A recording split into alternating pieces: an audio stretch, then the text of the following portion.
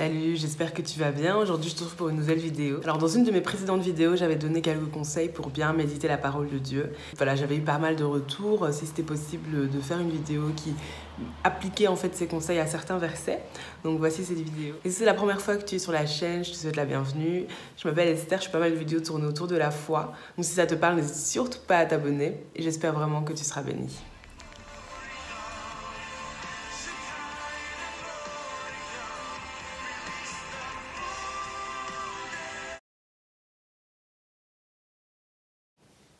Alors pour bien méditer la parole de Dieu, j'ai un cahier, comme j'en parlais dans la vidéo.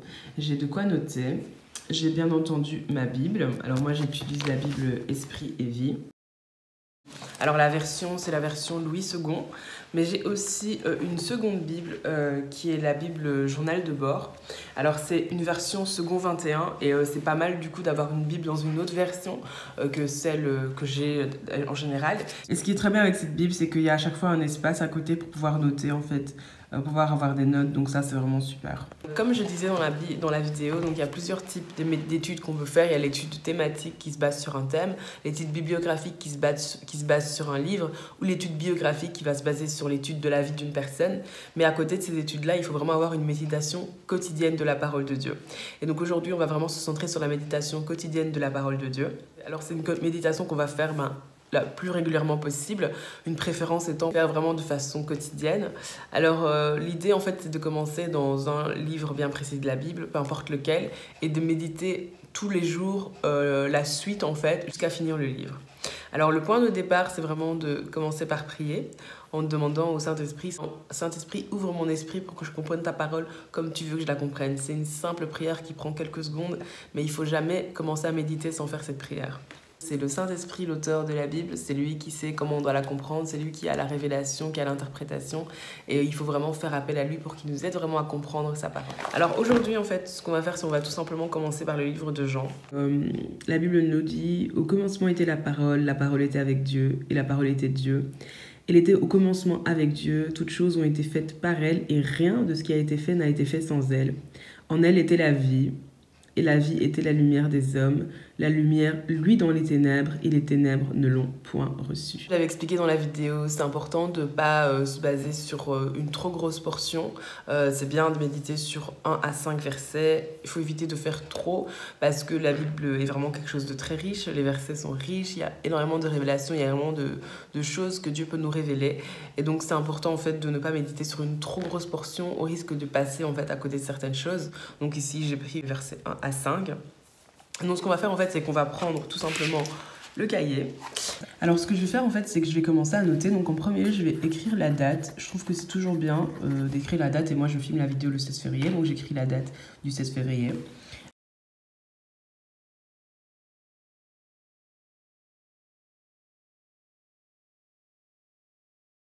Quand on médite la parole de Dieu, il y a 3 questions en fait auxquelles il faut répondre. Donc ça c'est un peu des lignes directrices en fait que je te propose de suivre. La première question c'est de quoi parle-t-on?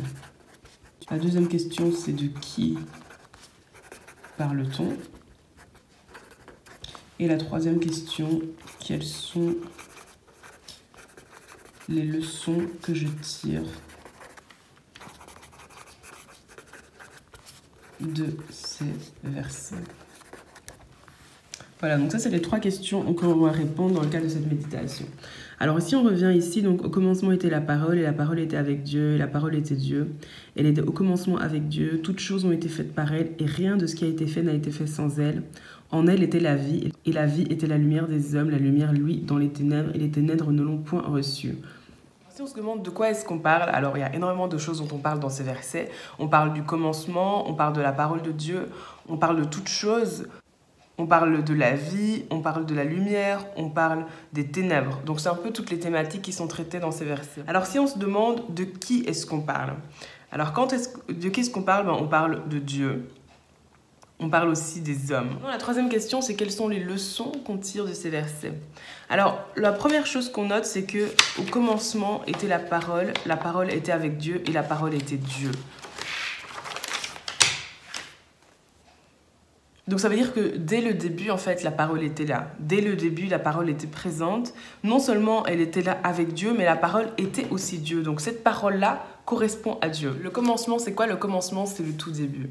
Alors je ne sais pas si tu sais, mais le livre de la Genèse, c'est le livre du commencement. Alors si ici la Bible nous dit au commencement était la parole était avec Dieu, la parole était Dieu.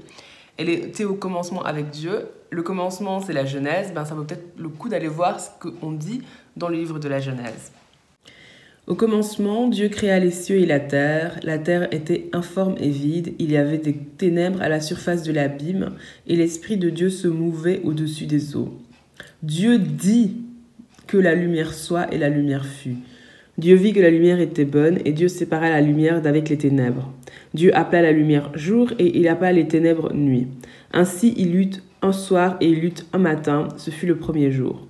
Dieu dit qu'il y ait une étendue entre les eaux et qu'elle sépare les eaux. Ici, en fait, on se rend compte que quand la Bible nous dit « au commencement était la parole était avec Dieu, la parole était Dieu », la parole en question, elle concerne Dieu. Et ici, en fait, on voit que au commencement, Dieu a parlé, Dieu a dit. Et cette parole, en fait, ça correspond à Dieu. Cette parole, elle était avec Dieu au commencement. Elle était avec Dieu, elle était Dieu. Quand Dieu s'exprime, c'est sa parole qui s'exprime. Et sa parole, en fait, c'est aussi Dieu. Donc, Dieu se révèle, en fait, au travers de sa parole. Donc, quand Dieu dit quelque chose, c'est la parole de Dieu qui rentre en action. Alors, la Bible nous dit encore, toutes choses ont été faites par elle et rien de ce qui a été fait n'a été fait sans elle. C'est-à-dire que tout a été créé au travers de la parole. Et c'est vrai que quand on va au commencement, on se rend compte qu'à chaque fois que Dieu a voulu créer quelque chose, Dieu a dit. Dieu a dit et puis la chose s'est accomplie. Donc à chaque fois que Dieu veut créer quelque chose, à chaque fois que Dieu veut amener à l'existence ce qui n'est pas, Dieu va utiliser sa parole. Et sa parole va rentrer en action et sa parole va exprimer en fait quelque chose que Dieu veut faire. Alors, ici, en fait, la parole de Dieu, c'est Jésus-Christ, en fait, qui s'est fait chair par la suite. Et ici, il y a un verset qui nous le dit, c'est Jean 1,14 qui dit « Et la parole a été faite chair, et elle a habité parmi nous, pleine de grâce et de vérité, et nous avons contemplé sa gloire, une gloire comme la gloire du Fils venu, comme la gloire du Fils unique venu du Père. » Jésus-Christ, en fait, c'est la parole de Dieu, c'est la parole qui s'est fait chair et qui a été, par la suite, au milieu des hommes pour montrer un peu le chemin, parce que Jésus-Christ est le chemin, la vérité et la vie. Jésus-Christ est la voie du salut et Jésus a été auprès des hommes pour montrer qu'il était la voie du salut.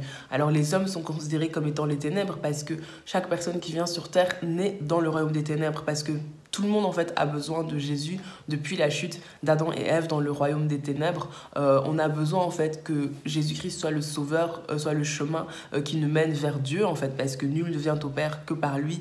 Il est le chemin, la vérité et la vie.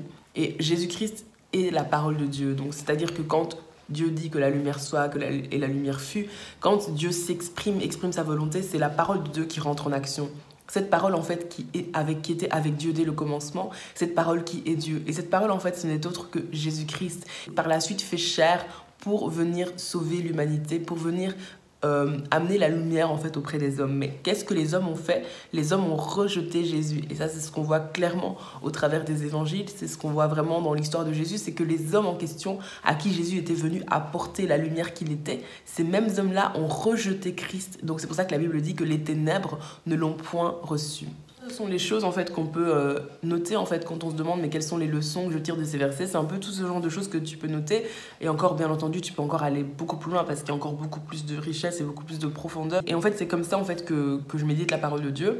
Donc là par exemple on était le 7 février, donc voilà, j'ai médité le verset 1 à 5 dans la suite logique des choses. Le mardi 17 février je peux méditer les versets 6 à 10. Et puis le mercredi 18, les versets 11 à 15, et ainsi de suite jusqu'à terminer le livre de Jean. Et ça, c'est vraiment une méditation quotidienne qu'il faut vraiment qu'on ait l'habitude de faire. En fait, il faut vraiment que ça rentre dans notre routine, qu'on ait l'habitude de prendre un peu de temps pour passer dans la parole de Dieu, pour grandir dans la parole de Dieu, parce que c'est ça qui nous fait grandir dans notre foi, et que Dieu nous montre des choses que voilà, on ne sait pas. Et très souvent, on dit souvent à Dieu, Seigneur, parle-moi, Seigneur, dis-moi des choses, etc., etc. Mais en fait, Dieu nous parle au travers de sa parole, en fait. Il suffit juste d'ouvrir sa Bible Et Dieu va te parler, Dieu va te dire à quel point tu es une créature merveilleuse, Dieu va te dire à quel point tu es son ouvrage, Dieu va te dire à quel point il a prévu des projets pour ta vie. Et des fois, on cherche des paroles, on veut que Dieu nous parle, etc. Mais Dieu nous parle au travers de la Bible, en fait. Et donc, je t'encourage vraiment à adopter ce système de méditation. Alors, bien sûr, les questions que je me pose, c'est juste des lignes directrices. Tu n'es pas obligé de te poser exactement les mêmes questions. Mais c'est juste, en fait, pour te guider par rapport à ça. Alors, bien entendu, il y a des sessions de méditation qui peuvent prendre énormément de temps. Ça m'est déjà arrivé de méditer pendant 1 heure ou plus, comme ça peut m'arriver de méditer pendant 15-20 minutes en fait. Mais le plus important, c'est juste de cultiver cette pratique-là, de passer du temps dans la parole de Dieu, d'essayer d'aller un petit peu en profondeur, d'essayer de recevoir des choses de Dieu.